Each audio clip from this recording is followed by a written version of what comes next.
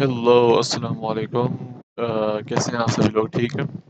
तो आज की इस वीडियो में हम थोड़ा-सा डिस्कस करेंगे CS50 के बारे में, ठीक है? Introduction to artificial intelligence with Python, ठीक है? तो हम इस कोर्स को स्टार्ट करते हैं। सबसे पहले हम इसका ओवरव्यू देख लें, ठीक है? यहाँ पर जो है ये कोर्स जो है यहाँ पर अगर आपको अगर सर्टिफिकेट चाहिए तो आपको अपग्रेड करना पड़ता है, ठीक है? $299 का है, ठीक है? मैं स्पॉन्सर नहीं कर रहा, ये मैं खुद बता रहा हूँ। ये हार्वर्ड एमआईटी यूनिवर्सिटीज़ के उन लोगों के प्रोजेक्ट्स हैं, उन लोगों ने ये प्रोजेक्ट बनाया है, ये कोर्स बनाया है, ठीक है? तो ऑलमोस्ट सारा कोर्स इंग्लिश में होगा और इसको समझेंगे, सीखेंगे और फिर बताएंगे कि हमने किस तरह से इसको लेकर चलना है। यहाँ पर सबसे पहले कोर्स का फिर डेट है, डिस्कशन है, फिर उसके बाद क्वेश्चन आंसर है, फिर प्रोग्रेस है, ठीक है? अगर मैं प्रोग्रेस पे क्लिक करता हूँ तो अभी यहाँ पर आपको देखने को मिलेगा कि आपको यहाँ पर गिटहब में विज़िट करना है, ठीक है? यूज़र नेम के साथ, और आपका यूज़र नेम इस तरह का होना चाहिए। आपने जो चीज़ें देखनी है वो आपने सबमिशन किस तरह से करनी है, ठीक है? Each of should appear as the branch, ठीक है? Should name begin with AI50 projects, ये सारा इस तरह से आपने अपने प्रोजेक्ट का नाम लिखना है, ठीक है? फ़ोल्डर के अंदर ये वाला फ़ोल्डर, इसके अंदर ये वाला फ़ोल्डर पे X. You can also check your progress and यहाँ पर अपना प्रोग्रेस भी चेक करते हैं after have completed the instruction in project 0. Do you want to see any score until your work has been graded? आप कुछ भी नहीं दे सकते जब तक आपका ग्रेड आपको शो ना हो रहा हो, ठीक है? तो यहाँ पर एक वेबसाइट है, इधर जाना पड़ेगा। यहाँ पर आपको जो है वो गिटहब के साथ किस तरह से कनेक्ट करना है, CS50 के जितने भी हैं वहाँ पर आपको यहाँ पर मिलेंगे, ठीक है? तो अब ये कनेक्ट करने के लिए मैं यहाँ से इसका लिंक कर लेता हूँ कट, ठीक है? मैं यहाँ से बंद कर लेता हूँ और मैं यहाँ पर जाता हूँ और इस जगह पर जाकर मैं पेस्ट कर देता हूँ, ठीक है?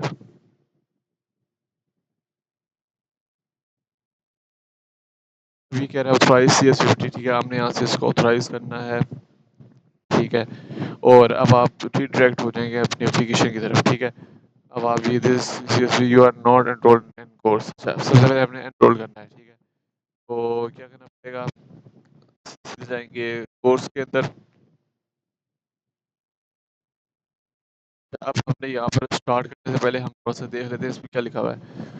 Hello world, this is CS50 Intelligence with Python. It assumes that you have already taken CS50 itself or have prior programming experience with Python.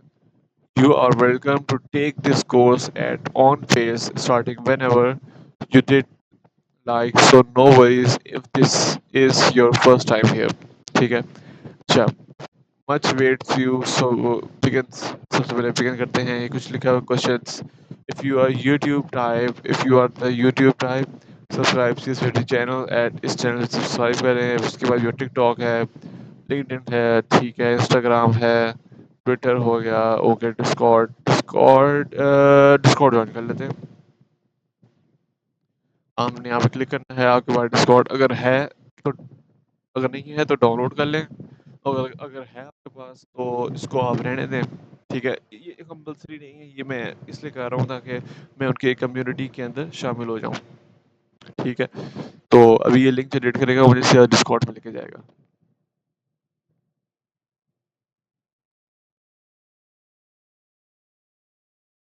इसको ओपन होने में थोड़ा टाइम लगेगा, तब तक हम इसको थोड़ा सा कंटिन्यू विद डिस्कॉर्ड कर लेते हैं। चलो, ऑलरेडी डिस्कॉर्ड ओपन हो चुका है। अच्छा, यहाँ से बैक कर लेता हूँ।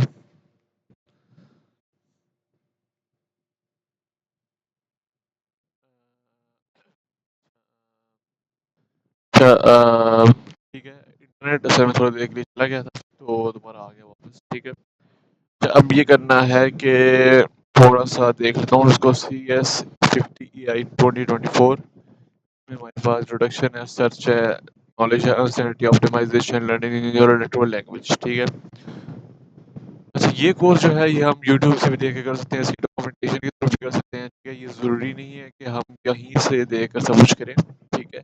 ये ज़रूरी नहीं है, लेकिन मैं इसलिए आपको ये चीज़ बताता हूँ कि जो सर्टिफाइड हार्वर्ड यूनिवर्सिटी के स्टूडेंट्स होते हैं उन्होंने जब ये प्रोजेक्ट ये कोर्स कराया होता है तो उसमें हमें ये फ़ायदा होता है कि वो कोर्स वैल्यूएबल होता है, ठीक है? हमें एक तो अनसर्टन काइंड ऑफ थिंग से गुजरना नहीं पड़ता, ठीक है। और हमें इससे एक तरह से बहुत ज़्यादा फ़ायदा हो जाता है, बहुत ज़्यादा चीज़ें सीखने को मिल जाती हैं, ठीक है। तो यहाँ पर हमारे पास कुछ वीडियोस होंगी। सबसे पहले इंट्रोडक्शन है, आप डाउनलोड भी कर सकते हैं, और उसका स्क्रिप्ट वगैरह जो होता है एज अ टेक्स्ट फाइल को भी आप डाउनलोड कर सकते हैं, ठीक है। तो मैं ज़्यादा इस पर जाऊँगा नहीं, ठीक है। अच्छा, इसमें बहुत ज़्यादा अच्छा जो है ना एक्सप्लेनेशन दी हुई है। स्टार्ट यहाँ पर अगर हम जाएँ तो यहाँ पर welcome to every introduction to artificial intelligence. चलो अगर मैं इस पर क्लिक कर दूँ, अब ये कोई लिंक नहीं है, ये स्क्रिप्ट है जो ये बोलेंगे, ठीक है। तो अब मैं वीडियो को स्टार्ट कर रहा हूँ, तो मुझे बताइएगा कि आप लोगों को आवाज़ आ रही है या नहीं आ रही है।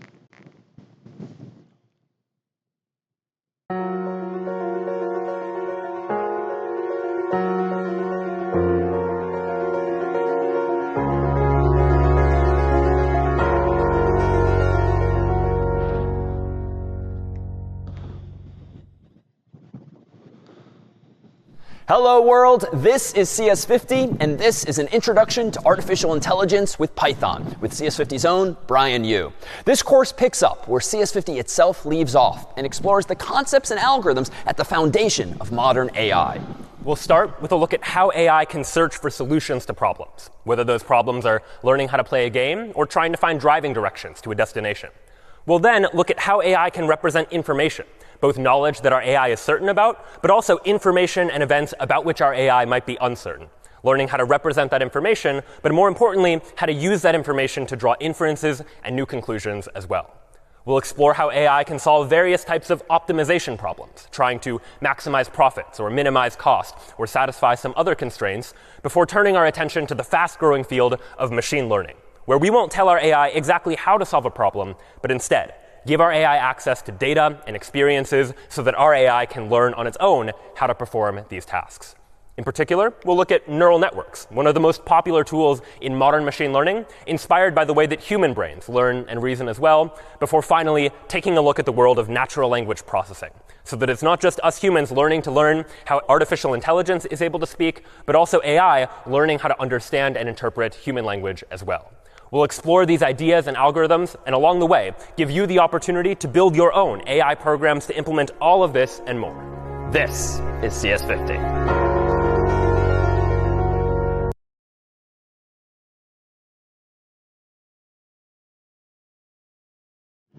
अच्छा, इसने ये क्या कहा है, ठीक है। सबसे पहली बात ये है कि इसने हमें ये कहा है कि ना जो भी कंप्यूटर जो चीज़ सॉल्व करता है वो अनसर्टन होता है, ठीक है। वो कंप्यूटर जो चीज़ को डील कर रहा होता है, ठीक है, वो प्रोबेबिलिटी की बेस पे कर रहा होता है, और वो प्रोबेबिलिटी को फाइंड आउट करने के लिए मशीन लर्निंग और उसके एल्गोरिथम्स को यूज़ किया जाता है, और इसी को हम आर्टिफिशियल इंटेलिजेंस कहते हैं, ठीक है। आर्टिफिशियल इंटेलिजेंस ये होता है कि एक मशीन होता है, एक ह्यूमन होता है।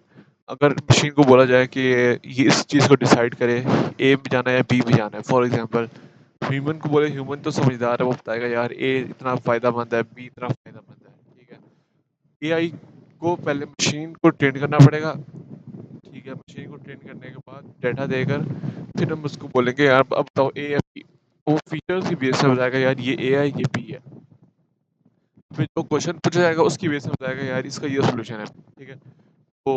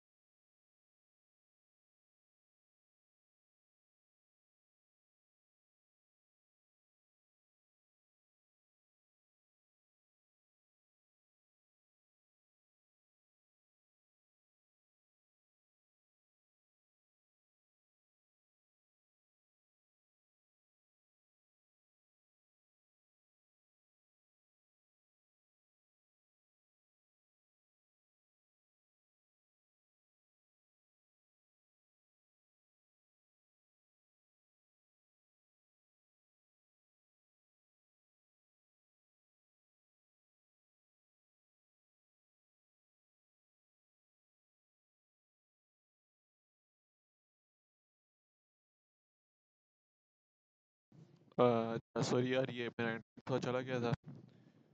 ये पीटीसी वालों का इंटरनेट लगवाया हुआ है, लेकिन कहाँ का स्लो, इतने मसले मसाइल हैं यार इनके इंटरनेट में। एक तो हमारे घर ही में काम हो रहा है, फाइबर ऑप्टिक्स लगा रहे हैं, और इंटरनेट आ रहा है, कभी आ रहा है, कभी इंटरनेट चल नहीं रहा, कभी क्या इश्यूज वगैरह इनके ख़त्म नहीं होते। रिकमेंड करूँगा नया टेल की तरफ जाओ, ठीक है। अगर मैं देखता हूँ एक विद वीक अगर इंटरनेट का इशू ख़त्म ना हुआ, अभी मैं अपना मोबाइल का हॉटस्पॉट यूज़ कर रहा हूँ, लेट्स सी क्या यार, ये इन लोगों का इश्यूज़ ही नहीं ख़त्म होते। पीटीसीएल बहुत पुराना चल रहा है, मैं पीटीसीएल का टेलीफोन यूज़ करता हूँ, सब कुछ टेलीफोन, और इस 20-25 साल हो गए पीटीसीएल का ही वाईफाई यूज़ कर रहे हैं, लेकिन इतनी अच्छी रिपोर्ट नहीं आ रही लोगों की तरफ से। इम्प्रूवमेंट हुई है, लेकिन बस लोग क्या ही कह सकते हैं। पर सॉरी फॉर दैट, और बस कंटिन्यू करते हैं इसको। डिस्कस कर रहे हैं, क्या कह रहे हैं, तो let's begin.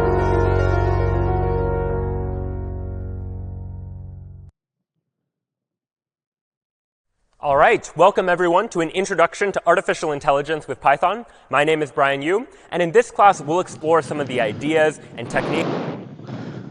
Just a minute.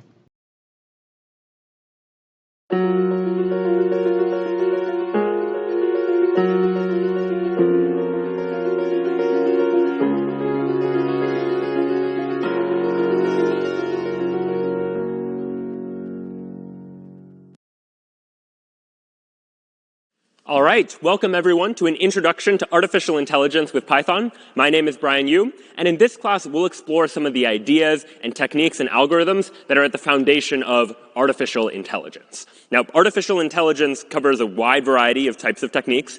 Anytime you see a computer do something that appears to be intelligent or rational in some way, like recognizing someone's face in a photo, or being able to play a game better than people can, or being able to understand human language when we talk to our phones and they understand what we mean and are able to respond back to us, these are all examples of AI, or artificial intelligence. And in this class, we'll explore some of the ideas that make that AI possible. So we'll begin our conversations with search, the problem of we have an AI and we would like the AI to be able to search for solutions to some kind of problem, no matter what that problem might be, whether it's trying to get driving directions from point A to point B, or trying to figure out how to play a game, given a tic-tac-toe game, for example, figuring out what move it ought to make. After that, we'll take a look at knowledge.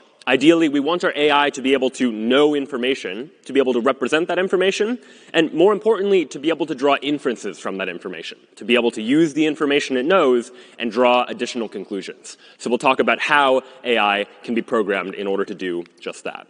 Then we'll explore the topic of uncertainty, talking about ideas of what happens if a computer isn't sure about a fact, but maybe is only sure with a certain probability. So we'll talk about some of the ideas behind probability and how computers can begin to deal with uncertain events in order to be a little bit more intelligent in that sense as well. After that, we'll turn our attention to optimization, problems of when the computer is trying to optimize for some sort of goal, especially in a situation where there might be multiple ways that a computer might solve a problem, but we're looking for a better way, or potentially the best way, if that's at all possible. Then we'll take a look at machine learning, or learning more generally, and looking at how when we have access to data, our computers can be programmed to be quite intelligent by learning from data and learning from experience, being able to perform a task better and better based on greater access to data. So your email, for example, where your email inbox somehow knows which of your emails are good emails and which of your emails are spam. These are all examples of computers being able to learn from past experiences.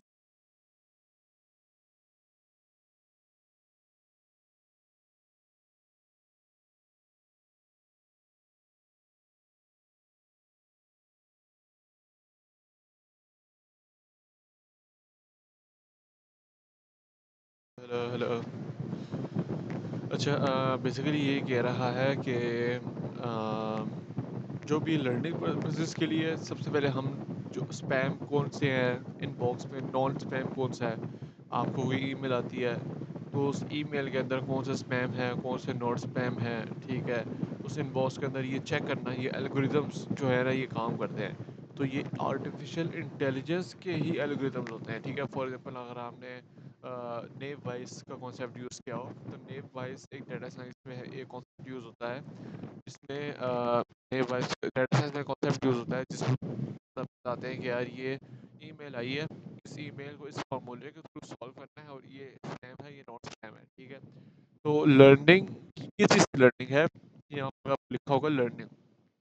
Learning है, ये inbox है, ये spam है। Learning का मतलब ये हुआ कि हमने डाटा मॉडल जो है, मॉडल उसको ट्रेन करना है, ठीक है। उसको ट्रेन किस तरह से करना है, उसको एल्गोरिदम बताना है कि यार ये एल्गोरिदम है, इस एल्गोरिदम के थ्रू लेकर चलो। और क्या कहते हैं, जो भी स्पैम आए, जो भी ईमेल आए, अगर इसमें ये फीचर्स हो तो स्पैम है, अगर उसमें ये फीचर्स हो तो वो सीधा स्पैम नहीं है, वो नॉट स्पैम है, वो इन है, ठीक है। इनबॉक्स जो है टोटल, ये सारा इनबॉक्स है, इसमें जितनी टोटल जो भी स्पैम जो होगा ना, वो शुभ बताएगा यार ये इतनी ईमेल स्पैम है, इतनी ईमेल नॉट स्पैम है। तो वो कैसे शो होगा, वो एल्गोरिदम्स के थ्रू होगा, ठीक है। यहाँ तक आपको शायद थोड़ी बहुत समझ में आ गई होगी। And past data. We'll take a look, too, at how computers are able to draw inspiration from human intelligence, looking at the structure of the human brain and how neural networks can be a computer analog to that sort of idea, and how by taking advantage of a certain type of structure of a computer program, we can write neural networks that are able to perform tasks very, very effectively. And then finally, we'll turn our attention to language, not programming languages.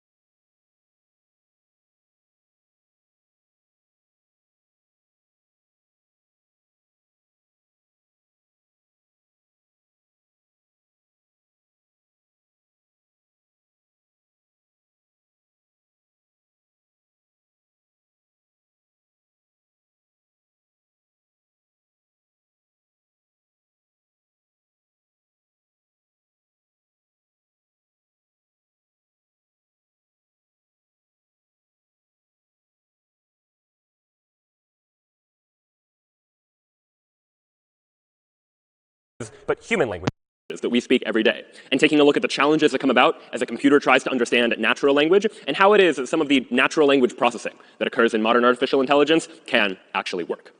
But today, we'll begin our conversation with search, this problem of trying to figure out what to do when we have some sort of situation that the computer is in, some sort of environment that an agent is in, so to speak, and we would like for that agent to be able to somehow look for a solution to that problem. Now, these problems can come in any number of different types of formats. One example, for instance, might be something like this classic 15 puzzle with the sliding tiles that you might have seen, where you're trying to slide the tiles in order to make sure that all the numbers line up in order. This is an example of what you might call a search problem. The 15 puzzle begins in an initially mixed up state, and we need some way of finding moves to make in order to return the puzzle to its solved state. But there are similar problems that you can frame in other ways. Trying to find your way through a maze, for example, is another example of a search problem. You begin in one place, you have some goal of where you're trying to get to, and you need to figure out the correct sequence of actions that will take you from that initial state to the goal. And while this is a little bit abstract, anytime we talk about maze solving in this class, you can translate it to something a little more real world, something like driving directions. If you ever wonder how Google Maps is able to figure out what is the best way for you to get from point A to point B and what turns to make at what time depending on traffic, for example, it's often some sort of search algorithm. You have an AI that is trying to get from an initial position to some sort of goal by taking some sequence of actions. So we'll start our conversations today by thinking about these types of search problems and what goes into solving a search problem like this in order for an AI to be able to find a good solution. In order to do so, though, we're going to need to introduce a little bit of terminology, some of which I've already used. But the first term we'll need to think about is an agent. An agent is just some entity that perceives its environment, it somehow is able to perceive the things around it, and act on that environment in some way. So in the case of the driving directions, your agent might be some representation of a car that is trying to figure out what actions to take in order to arrive at a destination. In the case of the 15 puzzle with the sliding tiles, the agent might be the AI or the person that is trying to solve that puzzle, to try and figure out what tiles to move in order to get to that solution. Next, we introduce the idea of a state. A state is just some configuration of the agent in its environment. So in the 15 puzzle, for example, any state might be any one of these three, for example. A state is just some configuration of the tiles, and each of these states is different and is going to require a slightly different solution. A different sequence of actions will be needed in each one of these in order to get from this initial state to the goal, which is where we're trying to get. So the initial state then, what is that? The initial state is just the state where the agent begins. It is one such state where we're going to start from, and this is going to be the starting point for our search algorithm, so to speak. We're going to begin with this initial state and then start to reason about it, to think about what actions might we apply to that initial state in order to figure out how to get from the beginning to the end, from the initial position to whatever our goal happens to be. And how do we make our way from that initial position to the goal? Well, ultimately, it's via taking actions. Actions are just choices that we can make in any given state. And in AI, we're always going to try to formalize these ideas a little bit more precisely, such that we could program them a little bit more mathematically.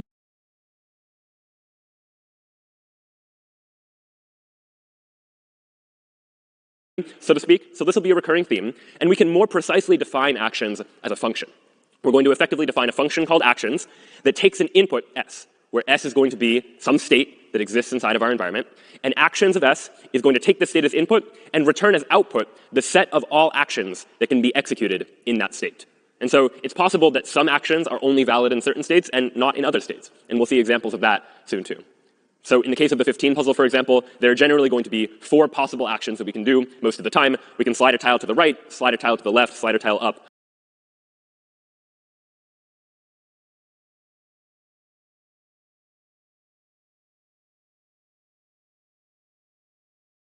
or slide a tile down, for example. And those are going to be the actions that are available to us.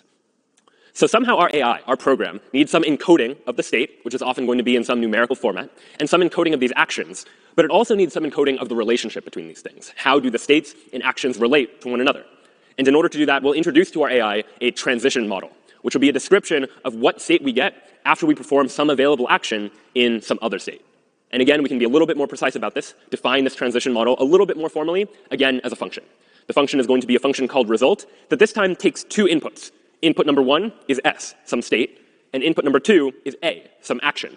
And the output of this function result is it is going to give us the state that we get after we perform action A in state S. So let's take a look at an example to see more precisely what this actually means. Here's an example of a state of the 15 puzzle, for example, and here's an example of an action, sliding a tile to the right. What happens if we pass these as inputs to the result function? Again, the result function takes this board, this state, as its first input, and it takes an action as a second input. And of course, here, I'm describing things visually so that you can see visually what the state is and what the action is. In a computer, you might represent one of these actions as just some number that represents the action, or if you're familiar with enums that allow you to enumerate multiple possibilities, it might be something like that. And the state might just be represented as an array or 2-dimensional array of all of these numbers that exist. But here, we're going to show it visually just so you can see it. But when we take this state and this action, pass it into the result function, the output is a new state. The state we get after we take a tile and slide it to the right, and this is the state we get as a result. If we had a different action and a different state, for example, and pass that into the result function, we'd get a different answer altogether.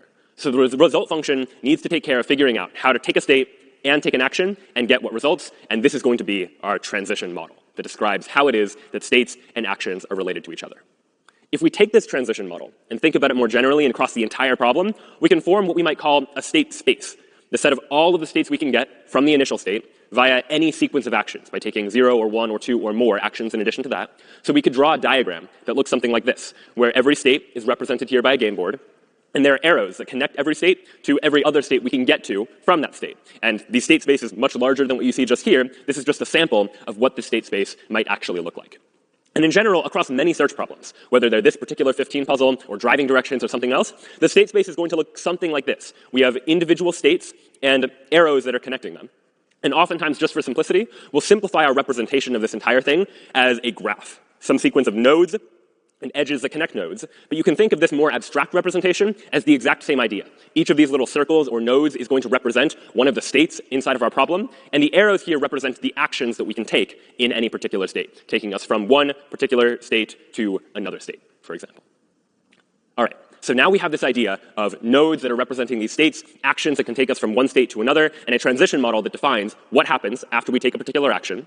So the next step we need to figure out is how we know when the AI is done solving the problem. The AI needs some way to know when it gets to the goal that it's found the goal. So the next thing we'll need to encode into our artificial intelligence is a goal test, some way to determine whether a given state is a goal state. In the case of something like driving directions, it might be pretty easy. If you're in a state that corresponds to whatever the user typed in as their intended destination, well, then you know you're in a goal state. In the 15 puzzle, it might be checking the numbers to make sure they're all in ascending order. But the AI needs some way to encode whether or not any state they happen to be in is a goal. And some problems might have one goal, like a maze where you have one initial position and one ending position, and that's the goal. In other more complex problems, you might imagine that there are multiple possible goals, that there are multiple ways to solve a problem, and we might not care which one the computer finds, as long as it does find a particular goal. However, sometimes the computer doesn't just care about finding a goal, but finding a goal well, or one with a low cost. And it's for that reason that the last piece of terminology that we'll use to define these search problems is something called a path cost. You might imagine that in the case of driving directions, it would be pretty annoying if I said I wanted directions from point A to point B, and the route that Google Maps gave me was a long route with lots of detours that were unnecessary, that took longer than it should have for me to get to that destination. And it's for that reason that when we're formulating search problems, we'll often give every path some sort of numerical cost, some number telling us how expensive it is to take this particular option, and then tell our AI that instead of just finding a solution, some way of getting from the initial state to the goal, we'd really like to find one that minimizes this path cost, that is less expensive or takes less time or minimizes some other numerical value. We can represent this graphically if we take a look at this graph again and imagine that each of these arrows, each of these actions that we can take from one state to another state, has some sort of number associated with it, that number being the path cost of this particular action, where some of the cost for any particular action might be more expensive than the cost for some other action, for example. Although this will only happen in some sorts of problems. In other problems, we can simplify the diagram and just assume that the cost of any particular action is the same. And this is probably the case in something like the 15 puzzle, for example, where it doesn't really make a difference whether I'm moving right or moving left. The only thing that matters is the total number of steps that I have to take to get from point A to point B, and each of those steps is of equal cost. We can just assume it's of some constant cost like 1. And so this now forms the basis for what we might consider to be a search problem. A search problem has some sort of initial state, some place where we begin, some sort of action that we can take, or multiple actions that we can take in any given state, and it has a transition model, some way of defining what happens when we go from one state and take one action, what state do we end up with as a result.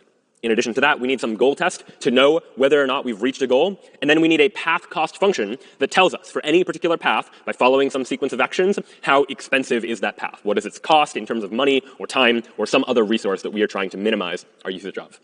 And the goal ultimately is to find a solution, where a solution in this case is just some sequence of actions that will take us from the initial state to the goal state. And ideally, we'd like to find not just any solution, but the optimal solution, which is a solution that has the lowest path cost among all of the possible solutions. And in some cases, there might be multiple optimal solutions, but an optimal solution just means there is no way that we could have done better in terms of finding that solution. So now we've defined the problem, and now we need to begin to figure out how it is that we're going to solve this kind of search problem. And in order to do so, you'll probably imagine that our computer is going to need to represent a whole bunch of data about this particular problem. We need to represent data about where we are in the problem, and we might need to be considering multiple different options at once. And oftentimes when we're trying to package a whole bunch of data related to a state together, we'll do so using a data structure that we're going to call a node.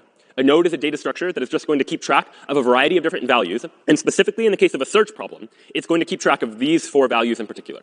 Every node is going to keep track of a state, the state we're currently on, and every node is also going to keep track of a parent being the state before us, or the node that we used in order to get to this current state. And this is going to be relevant because eventually, once we reach the goal node, once we get to the end, we want to know what sequence of actions we use in order to get to that goal. And the way we'll know that is by looking at these parents, to keep track of what led us to the goal, and what led us to that state, and what led us to the state before that, so on and so forth, backtracking our way to the beginning, so that we know the entire sequence of actions we needed in order to get from the beginning to the end. The node is also going to keep track of what action we took in order to get from the parent to the current state. And the node is also going to keep track of a path cost. In other words, it's going to keep track of the number that represents how long it took to get from the initial state to the state that we currently happen to be at. And we'll see why this is relevant as we start to talk about some of the optimizations that we can make in terms of these search problems more generally. So this is the data structure that we're going to use in order to solve the problem. And now let's talk about the approach. How might we actually begin to solve the problem? Well, as you might imagine, what we're going to do is we're going to start at one particular state, and we're just going to explore from there. The intuition is that from a given state, we have multiple options that we could take, and we're going to explore those options. And once we explore those options, we'll find that more options than that are going to make themselves available. And we're going to consider all of the available options to be stored inside of a single data structure that we'll call the frontier. The frontier is going to represent all of the things that we could explore next that we haven't yet explored or visited. So in our approach, we're going to begin the search algorithm by starting with a frontier that just contains one state. The frontier is going to contain the initial state, because at the beginning, that's the only state we know about. That is the only state that exists. And then our search algorithm is effectively going to follow a loop. We're going to repeat some process again and again and again. The first thing we're going to do is, if the frontier is empty, then there's no solution, and we can report that there is no way to get to the goal. And that's certainly possible. There are certain types of problems that an AI might try to explore and realize that there is no way to solve that problem, and that's useful information for humans to know as well. So if ever the frontier is empty, that means there's nothing left to explore, and we haven't yet found a solution, so there is no solution. There's nothing left to explore. Otherwise, what we'll do is we'll remove a node from the frontier. So right now, at the beginning, the frontier just contains one node representing the initial state, but over time, the frontier might grow. It might contain multiple states.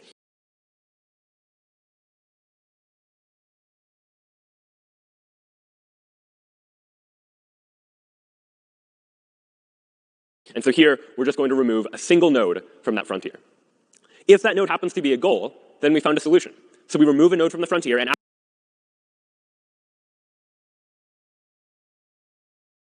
ourselves, is this the goal? And we do that by applying the goal test that we talked about earlier, asking if we're at the destination, or asking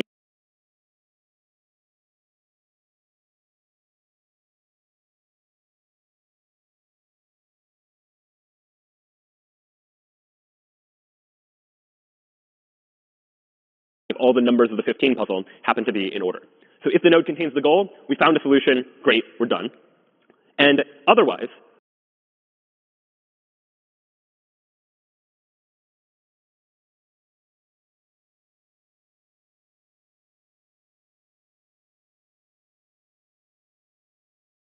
what we'll need to do is we'll need to expand the node. And this is a term of art in artificial intelligence. To expand the node just means to look at all of the neighbors of that node. In other words, consider all of the possible actions that I could take from the state that this node is representing, and what nodes could I get to from there. We're going to take all of those nodes.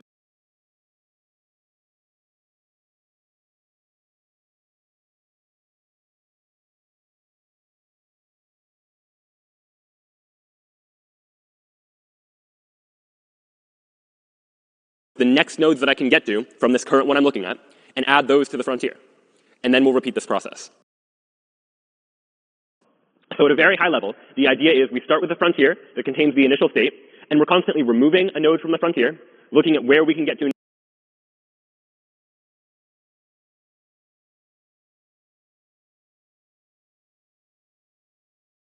next, and adding those nodes to the frontier, repeating this process over and over until either we remove a node from the frontier and it contains a goal, meaning we've solved the problem,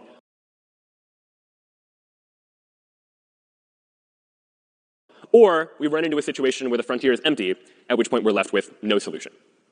So let's actually try and take the pseudocode, put it into practice by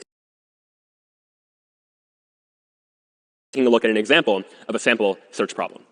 So right here, I have a sample graph. A is connected to B via this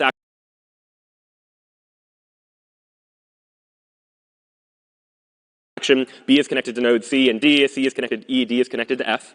And what I'd like to do is have my AI find a path from A to E. We want to get from this initial state to this goal state. So how are we going to do that? Well, we're going to start with a frontier that contains the initial state. This is going to represent our frontier. So our frontier initially will just contain A, that initial state where we're going to begin. And now we'll repeat this process. If the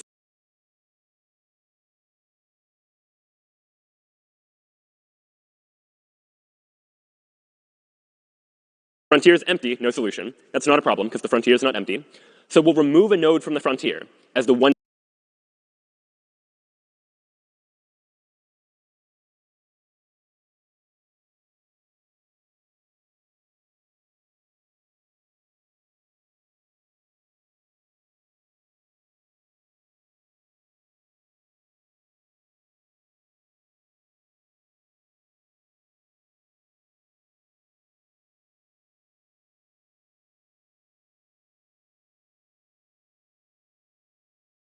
to consider next.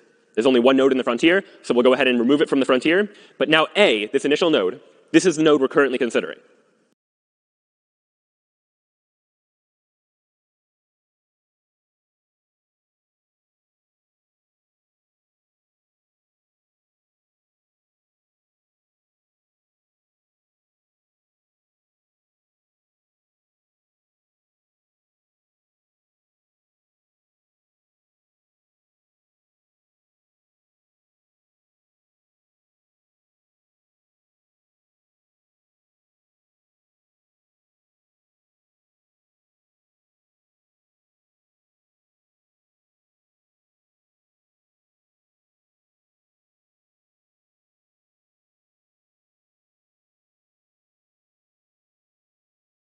follow the next step, we ask ourselves, is this node the goal?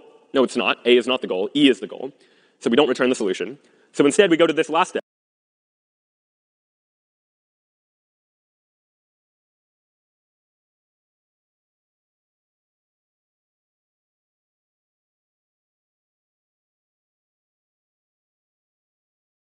expand the node and add the resulting nodes to the frontier.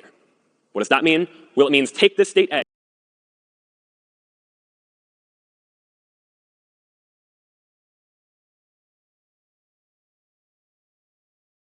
and consider where we could get to next. And after A, what we could get to next is only B.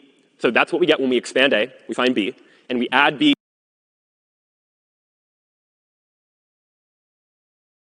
to the frontier. And now B is in the frontier, and we repeat the process again. We say, all right, the frontier is not empty, so let's remove B from the frontier. B is now the node that we're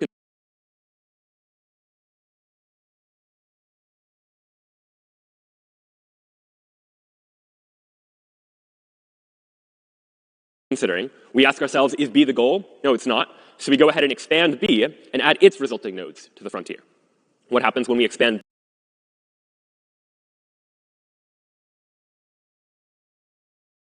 B? In other words, what nodes can we get to from B? Well, we can get to C and D. So we'll go ahead and add C and D from the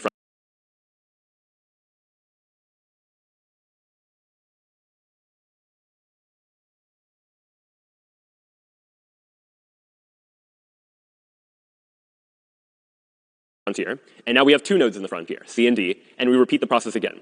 We remove a node from the frontier. For now, I'll do so arbitrarily just by picking C. We'll see why later.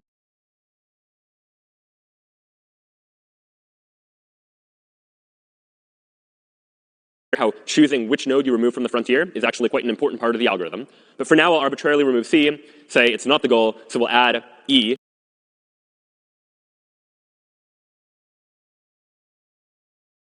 The next one to the frontier.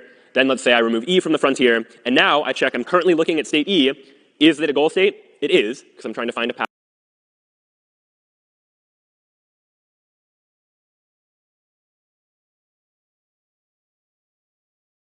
from A to E, so I would return the goal. And that now would be the solution, that I'm now able to return the solution, and I found a path from A to E. So this is the general idea, the general approach of this search algorithm, to follow these steps, constantly removing nodes from the frontier until we're able to find a solution. So the next question you might reasonably ask is, what could go wrong here? What are the potential problems with an approach like this?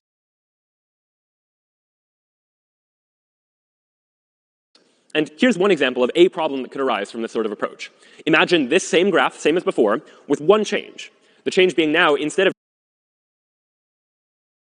just an arrow from A to B, we also have an arrow from B to A, meaning we can go in both directions. And this is true in something like the 15 puzzle, where when I slide a tile to the right, I could then slide a tile to the left to get back to the original position. I could go back and forth between A and B, and that's what these double arrows symbolize. The idea that from one state, I can get to another, and then I can get back. And that's true in many search problems. What's going to happen if I try to apply the same approach now? Well, I'll begin with A, same as before, and I'll remove A from the frontier, and then I'll consider where I can get to from A. And after A, the only place I can get to is B, so B goes into the frontier. Then I'll say, all right, let's take a look at B. That's the only thing left in the frontier. Where can I get to from B? Before it was just C and D, but now because of that reverse arrow, I can get to A or C or D. So all three, A, C, and D, all of those now go into the frontier. They are places I can get to from B. And now I remove one from the frontier, and maybe I'm unlucky, and maybe I pick A. And now I'm looking at A again. And I consider where can I get to from A, and from A, well, I can get to B. And now we start to see the problem. But if I'm not careful, I go from A to B, and then back to A, and then to B again. And I could be going in this infinite loop where I never make any progress because I'm constantly just going back and forth between two states that I've already seen. So what is the solution to this? We need some way to deal with this problem. And the way that we can deal with this problem is by somehow keeping track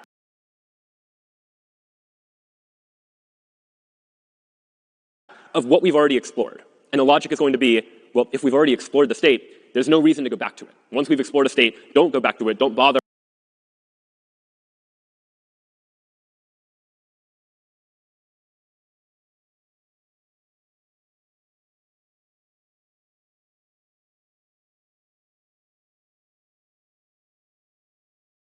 adding it to the frontier. There's no need to. So here's going to be our revised approach, a better way to approach this sort of search.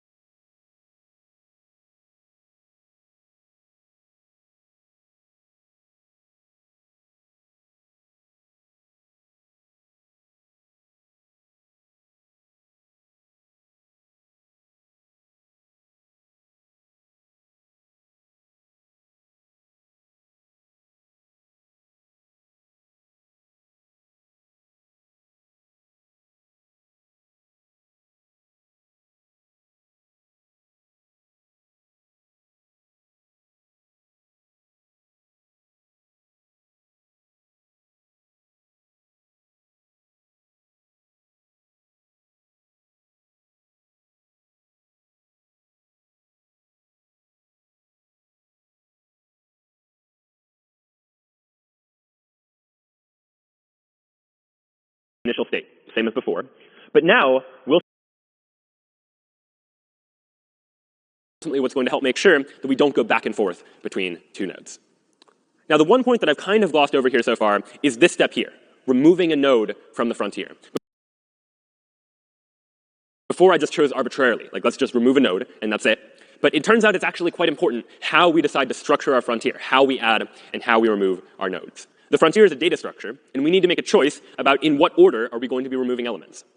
And one of the simplest data structures for adding and removing elements is something called a stack. And a stack is a data structure that is a last in, first out data type, which means the last thing that I add to the frontier is going to be the first thing that I remove from the frontier. So the most recent thing to go into the stack, or the frontier in this case, is going to be the node that I explore. So let's see what happens if I apply this stack-based approach to something like this problem, finding a path from A to E. What's going to happen? Well, again, we'll start with A, and we'll say, all right, let's go ahead and look at A first. And then notice this time, we've added A to the explored set. A is something we've now explored. We have this data structure that's keeping track. We then say from A, we can get to B. And all right, from B, what can we do? Well, from B, we can explore B and get to both C and D. So we added C and then D. So now, when we explore a node, we're going to treat the frontier as a stack, last in, first out. D was the last one to come in. So we'll go ahead and explore that next and say, all right, where can we get to from D? Well, we can get to F. And so, all right, we'll explore, put F into the frontier. And now, because the frontier is a stack, F is the most recent thing that's gone in the stack. So F is what we'll explore next. We'll explore F and say, all right, where can we get to from F? Well, we can't get anywhere, so nothing gets added to the frontier. So now, what was the new most recent thing added to the frontier? Well, it's now C, the only thing left in the frontier. We'll explore that, from which we can see, all right, from C we can get to E, so E goes into the frontier, and then we say, all right, let's look at E, and E is now the solution, and now we've solved the problem. So when we treat the frontier like a stack, a last in, first out data structure, that's the result we get. We go from A to B to D to F, and then we sort of backed up and went down to C and then E. And it's important to get a visual sense for how this algorithm is working. We went very deep in this search tree, so to speak, all the way until the bottom, where we hit a dead end. And then we effectively backed up and explored this other route that we didn't try before. And it's this going very deep in the search tree idea, this way the algorithm ends up working when we use a stack, that we call this version of the algorithm depth-first search. Depth-first search is the search algorithm where we always explore the deepest node in the frontier. We keep going deeper and deeper through our search tree, and then if we hit a dead end, we back up and we try something else instead. But depth-first search is just one of the possible search options that we could use. It turns out that there's another algorithm called breadth-first search, which behaves very similarly to depth-first search with one difference. Instead of always exploring the deepest node in the search tree, the way that depth-first search does, breadth-first search is always going to explore the shallowest node in the frontier. So what does that mean? Well, it means that instead of using a stack, which depth-first search, or DFS, used, where the most recent item added to the frontier is the one we'll explore next, in breadth-first search, or BFS, we'll instead use a queue, where a queue is a first-in, first-out data type, where the very first thing we add to the frontier is the first one we'll explore, and they effectively form a line, or a queue, where the earlier you arrive in the frontier, the earlier you get explored. So what would that mean for the same exact problem, finding a path from A to E? Well, we start with A, same as before. Then we'll go ahead and have explored A and say, where can we get to from A? Well, from A, we can get to B, same as before. From B, same as before, we can get to C and D. So C and D get added to the frontier. This time, though, we added C to the frontier before D. So we'll explore C first. So C gets explored. And from C, where can we get to? Well, we can get to E. So E gets added to the frontier. But because D was explored before E, we'll look at D next. So we'll explore D and say, where can we get to from D? We can get to F. And only then will we say, all right, now we can get to E. And so what breadth first search, or BFS, did is we started here. We looked at both C and D, and then we looked at E. Effectively, we're looking at things 1 away from the initial state, then 2 away from the initial state, and only then things that are 3 away from the initial state. Unlike depth first search, which just went as deep as possible into the search tree until it hit a dead end, and then ultimately had to back up.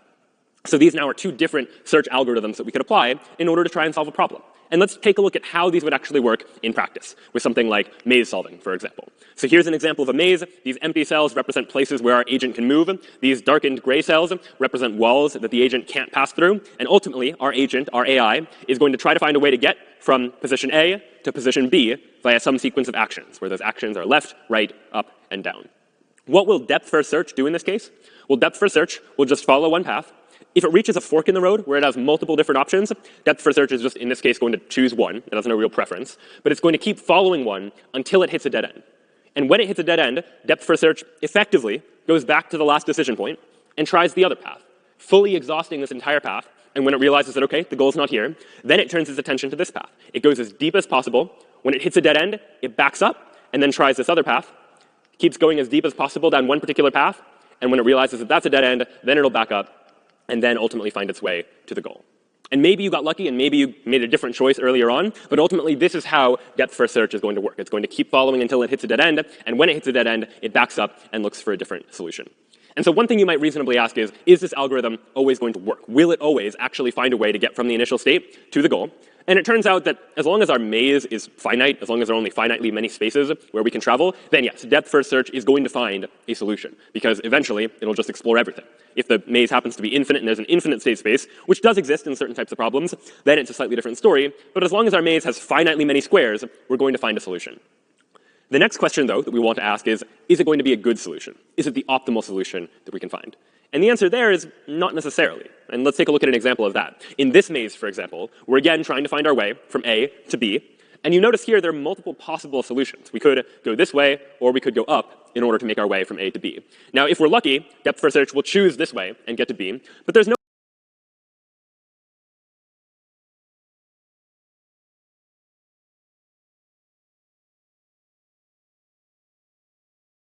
very different visually in terms of how BFS explores.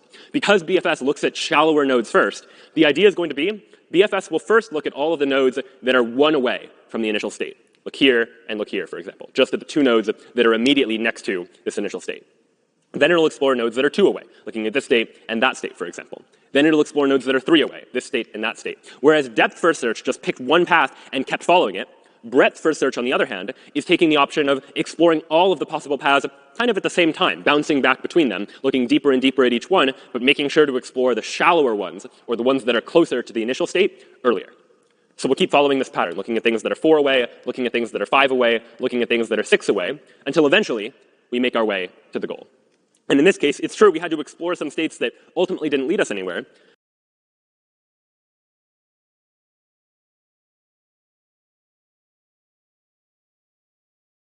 states that ultimately didn't lead us anywhere, but the path that we found to the goal was the states that ultimately didn't lead us anywhere, but the path that we found to the goal was the optimal path. We'll explore nodes that are 3 away, this state and here, for example, just at the 2 nodes that are immediately next to this initial state. Then it'll explore nodes that are 2 away, looking at this state and that state, for example. Then it'll explore nodes that are 3 away, this state and that state. Whereas depth first search just picked one path and kept following it, breadth first search, on the other hand, is taking the option of exploring all of the possible paths kind of at the same time, bouncing back between them, looking deeper and deeper at each one, but making sure to explore the shallower ones, or the ones that are closer to the initial state, earlier. So we'll keep following this pattern, looking at things that are 4 away, looking at things that are 5 away, looking at things that are 6 away, until eventually we make our way to the goal. And in this case, it's true we had to explore some states that ultimately didn't lead us anywhere, but the path that we found to the goal was the optimal path. This is the shortest way that we could get to the goal. And so what might happen then in a larger maze Well, let's take a look at something like this and how breadth-first search is going to behave. Well, breadth-first search, again, will just keep following the states until it receives a decision point. It could go either left or right. And while DFS just picked one and kept following that until it hit a dead end, BFS, on the other hand, will explore both. It'll say, look at this node, then this node, and it'll look at this node, then that node, so on and so forth. And when it hits a decision point here, rather than pick one left or two right and explore that path, it'll again explore both, alternating between them, going deeper and deeper. We'll explore here, and then maybe here and here, and then keep going. Explore here, and slowly make our way, you can visually see, further and further out. Once we get to this decision point, we'll explore both up and down, until ultimately,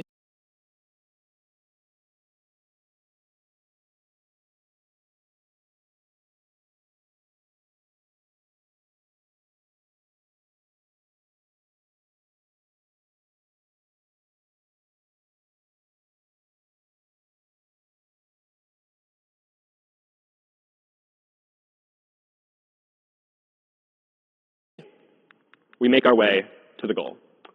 And what you'll notice is, yes, breadth-first search did find our way from A to B by following this particular path, but it needed to explore a lot of states in order to do so. And so we see some trade-offs here between DFS and BFS. That in DFS, there may be some cases where there is some memory savings as compared to a breadth-first approach, where breadth-first search in this case had to explore a lot of states, but maybe that won't always be the case. So now let's actually turn our attention to some code and look at the code that we could actually write in order to implement something like depth-first search or breadth-first search in the context of solving a maze, for example. So I'll go ahead and go into my terminal. And what I have here inside of maze.py is an implementation of this same idea of maze solving. I've defined a class called node that in this case is keeping track of the state, the parent, in other words, the state before the state, and the action. In this case, we're not keeping track of the path cost because we can calculate the cost of the path at the end after we found our way from the initial state to the goal. In addition to this, I've defined a class called a stack frontier. And if unfamiliar with a class is a way for me to define a way to generate objects in Python. It refers to an idea of object-oriented programming, where the idea here is that I would like to create an object that is able to store all of my frontier data, and I would like to have functions, otherwise known as methods, on that object that I can use to manipulate the object. And so what's going on here, if unfamiliar with the syntax, is I have a function that initially creates a frontier that I'm going to represent using a list. And initially, my frontier is represented by the empty list. There's nothing in my frontier to begin with. I have an add function that adds something to the frontier, as by appending it to the end of the list.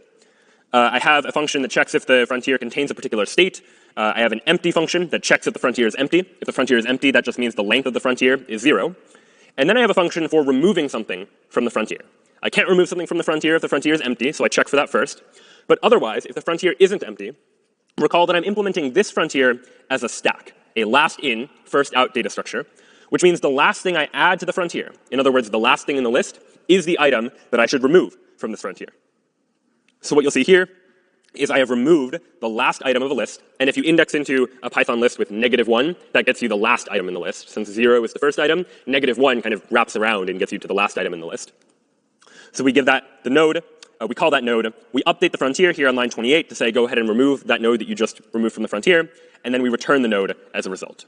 So this class here effectively implements the idea of a frontier. It gives me a way to add something to a frontier and a way to remove something from the frontier as a stack. I've also, just for good measure, implemented an alternative version of the same thing called a queue frontier, which, in parentheses, you'll see here, it inherits from a stack frontier, meaning it's going to do all the same things that the stack frontier did, except the way we remove a node from the frontier is going to be slightly different. Instead of removing from the end of the list, the way we would in a stack, we're instead going to remove from the beginning of the list. Self.frontier 0 will get me the first node in the frontier, the first one that was added, and that is going to be the one that we return in the case of a queue. Then under here, I have a definition of a class called maze. This is going to handle the process of taking a sequence, a maze-like text file, and figuring out how to solve it. So it will take as input a text file that looks something like this, for example, where we see hash marks that are here representing walls, and I have the character A representing the starting position, and the character B representing the ending position. And you can take a look at the code for parsing this text file right now. That's the less interesting part. The more interesting part is this solve function here, where the solve function is going to figure out how to actually get from point A to point B. And here we see an implementation of the exact same idea we saw from a moment ago. We're going to keep track of how many states we've explored, just so we can report that data later. But I start with a node that represents just the start state. And I start with a frontier that in this case is a stack frontier. And given that I'm treating my frontier as a stack, you might imagine that the algorithm I'm using here is now depth first search, because depth first search, or DFS, uses a stack as its data structure. And initially, this frontier is just going to contain the start state. We initialize an explored set that initially is empty. There's nothing we've explored so far. And now here's our loop, that notion of repeating something again and again. First, we check if the frontier is empty by calling that empty function that we saw the implementation of a moment ago. And if the frontier is indeed empty, we'll go ahead and raise an exception, or a Python error, to say, sorry, there is no solution to this problem. Otherwise, we'll go ahead and remove a node from the frontier, as by calling frontier.remove, and update the number of states we've explored, because now we've explored one additional state. So we say self.numExplored plus equals 1, adding 1 to the number of states we've explored. Once we remove a node from the frontier, recall that the next step is to see whether or not it's the goal test. And in the case of the maze, the goal is pretty easy. I check to see whether the state of the node is equal to the goal. Initially, when I set up the maze, I set up this value called goal, which is a property of the maze, so I can just check to see if the node is actually the goal. And if it is the goal, then what I want to do is backtrack my way towards figuring out what actions I took in order to get to this goal. And how do I do that? Well, recall that every node stores its parent, the node that came before it, that we used to get to this node, and also the action used in order to get there. So I can create this loop where I'm constantly just looking at the parent of every node and keeping track for all of the parents what action I took to get from the parent to this current node. So this loop is going to keep repeating this process of looking through all of the parent nodes until we get back to the initial state, which has no parent, where node.parent is going to be equal to none. As I do so, I'm going to be building up the list of all of the actions that I'm following and the list of all of the cells that are part of the solution. But I'll reverse them because when I build it up, going from the goal back to the initial state, I'm building the. And that is ultimately going to be the solution. So all of that happens if the current state is equal to the goal. And otherwise, if it's not the goal, well, then I'll go ahead and add this state to the explored set to say, I've explored this state now. No need to go back to it if I come across it in the future. And then this logic here implements the idea of adding neighbors to the frontier. I'm saying, look at all of my neighbors, and I implemented a function called neighbors that you can take a look at. And for each of those neighbors, I'm going to check, is the state already in the frontier? Is the state already in the explored set? And if it's not in either of those, then I'll go ahead and add this new child node, this new node, to the frontier. So there's a fair amount of syntax here, but the key here is not to understand all the nuances of the syntax, so feel free to take a closer look at this file on your own to get a sense for how it is working. But the key is to see how this is an implementation of the same pseudocode, the same idea that we were describing a moment ago on the screen when we were looking at the steps that we might follow in order to solve this kind of search problem. So now let's actually see this in action. I'll go ahead and run maze.py on maze1.txt, for example. And what we'll see is here we have a printout of what the maze initially looked like. And then here down below is after we've solved it. We had to explore 11 states in order to do it, and we found a path from A to B. And in this program, I just happened to generate a graphical representation of this as well. So I can open up maze.png, which is generated by this program, that shows you where in the darker color here are the walls, red is the initial state, green is the goal, and yellow is the path that was followed. We found a path from the initial state to the goal. But now let's take a look at a more sophisticated maze to see what might happen instead. Let's look now at maze2.txt. Where now here, we have a much larger maze. Again, we're trying to find our way from point A to point B. But now you'll imagine that depth first search might not be so lucky. It might not get the goal on the first try. It might have to follow one path, then backtrack and explore something else a little bit later. So let's try this. We'll run Python maze.py of maze2.txt, this time trying on this other maze. And now, depth first search is able to find a solution. Here, as indicated by the stars, is a way to get from A to B. And we can represent this visually by opening up this maze. Here's what that maze looks like, and highlighted in yellow is the path that was found from the initial state to the goal. But how many states did we have to explore before we found that path? Well, recall that in my program, I was keeping track of the number of states that we've explored so far. And so I can go back to the terminal and see that, all right, in order to solve this problem, we had to explore 399 different states. And in fact, if I make one small modification to the program and tell the program at the end when we output this image, I added an argument called showExplored. And if I set showExplored equal to true and rerun this program, Python maze.py, running it on maze2, and then I open the maze, what you'll see here is highlighted in red are all of the states that had to be explored to get from the initial state to the goal. Depth first search, or DFS, didn't find its way to the goal right away. It made a choice to first explore this direction. And when it explored this direction, it had to follow every conceivable path all the way to the very end, even this long and winding one, in order to realize that, you know what, that's a dead end. And instead, the program needed to backtrack. After going this direction, it must have gone this direction. It got lucky here by just not choosing this path, but it got unlucky here, exploring this direction, exploring a bunch of states it didn't need to, and then likewise exploring all of this top part of the graph when it probably didn't need to do that either. So all in all, depth first search here really not performing optimally, or probably exploring more states than it needs to. It finds an optimal solution, the best path to the goal, but the number of states needed to explore in order to do so, the number of steps I had to take, that was much higher. So let's compare. How would breadth first search, or BFS, do on this exact same maze instead? And in order to do so, it's a very easy change. The algorithm for DFS and BFS is identical, with the exception of what data structure we use to represent the frontier. That in DFS, I used a stack frontier, last in, first out, whereas in BFS, I'm going to use a queue frontier, first in, first out, where the first thing I add to the frontier is the first thing that I remove. So I'll go back to the terminal, rerun this program on the same maze, and now you'll see that the number of states we had to explore was only 77, as compared to almost 400 when we used depth first search. And we can see exactly why. We can see what happened if we open up maze.png now and take a look. Again, yellow highlight is the solution that breadth first search found, which incidentally is the same solution that depth first search found. They're both finding the best solution, but notice all the white unexplored cells. There was much fewer states that needed to be explored in order to make our way to the goal, because breadth first search operates a little more shallowly. It's exploring things that are close to the initial state without exploring things that are further away. So if the goal is not too far away, then breadth first search can actually behave quite effectively on a maze that looks a little something like this. Now, in this case, both BFS and DFS ended up finding the same solution, but that won't always be the case. And in fact, let's take a look at one more example. For instance, maze3.txt. In maze3.txt, notice that here there are multiple ways that you could get from A to B. It's a relatively small maze, but let's look at what happens. If I use, and I'll go ahead and turn off show explored, so we just see the solution. If I use BFS, breadth first search, to solve maze3.txt, well, then we find a solution. And if I open up the maze, here's the solution that we found. It is the optimal one. With just 4 steps, we can get from the initial state to what the goal happens to be. But what happens if we tried to use depth first search, or DFS, instead? Well, again, I'll go back up to my queue frontier, where queue frontier means that we're using breadth first search, and I'll change it to a stack frontier, which means that now we'll be using depth first search. I'll rerun python maze.py, and now you'll see that we find a solution, but it is not the optimal solution. This, instead, is what our algorithm finds, and maybe depth first search would have found the solution. It's possible, but it's not guaranteed. That if we just happen to be unlucky, if we choose this state instead of that state, then depth first search might find a longer route to get from the initial state to the goal. So we do see some trade-offs here, where depth first search might not find the optimal solution. So at that point, it seems like breadth first search is pretty good. Is that the best we can do, where it's going to find us the optimal solution, and we don't have to worry about situations where we might end up finding a longer path to the solution than what actually exists, where the goal is far away from the initial state, and we might have to take a state to the goal. What ended up happening is that this algorithm, BFS, ended up exploring basically the entire graph, having to go through the entire maze in order to find its way from the initial state to the goal state. What we'd ultimately like is for our algorithm to be a little bit more intelligent. And now, what would it mean for our algorithm to be a little bit more intelligent in this case?